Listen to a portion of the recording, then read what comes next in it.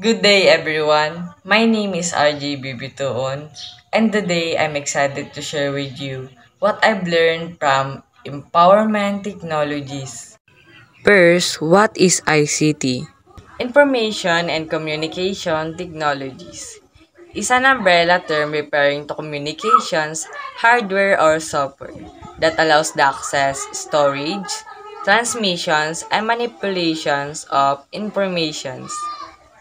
Common examples of ICT or Information and Communication Technologies. Example of these that we use in our daily lives is computers, cell phones, artificial intelligence, and cloud computings, and many more that we use in our daily lives to communicate to others and to other countries.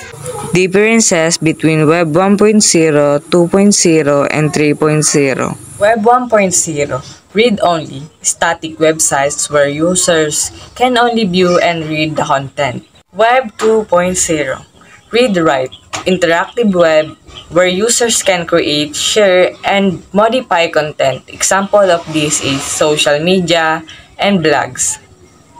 Web 3.0 executable, dynamic intelligent web with decentralized apps, AI, and automated processes. Example of this is smart contracts and the apps. Similarities between Web 1.0, 2.0, and 3.0. Web 1.0, 2.0, and 3.0 all share the core of purpose of providing access to information and services over the internet. These all three versions to improve how users engage with the web. Second, what is netiquette? A netiquette or network etiquette is concerned with the proper manner of communication in the online environment. The core rules of netiquette.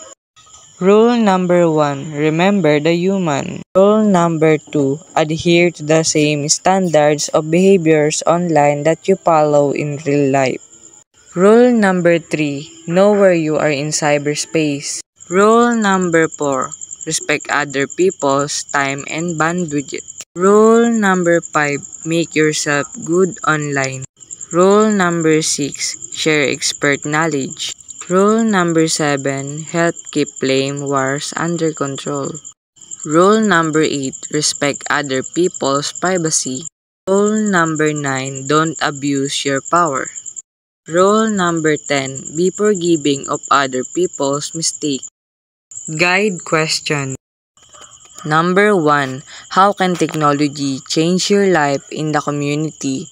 Technology can make life easier by offering faster communication, more efficient work processes, and greater access to information. In the community, it can improve education, provide better healthcare, and create job opportunities, ultimately leading to a more connected and advanced society. Number 2, how can you contribute to society in ICT? You can contribute by using your skills to create innovative solutions to social problems, develop accessible technology, and promote digital inclusion. By learning and applying ICT skills, you can help improve efficiency, communications, and problem solving in various sectors. Number 3, how do you access information as a student and how will ICT fit into your life?